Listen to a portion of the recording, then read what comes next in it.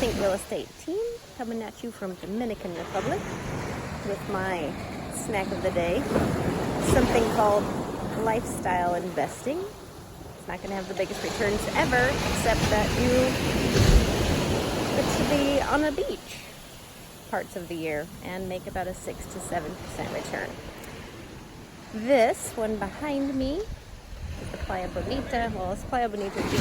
There's a few developments. This one, everything's sold except for one of the penthouses, but there is a building that's not exactly waterfront selling at the moment, and then a couple of new things coming up here in what part of Dominican Republic, but Las Terrenas side, north end. So anywho, we're going to talk to a couple of agents over the next couple of days.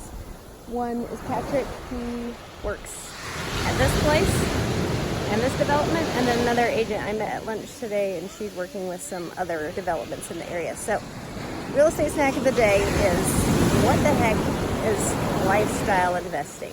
We will talk about that some more soon.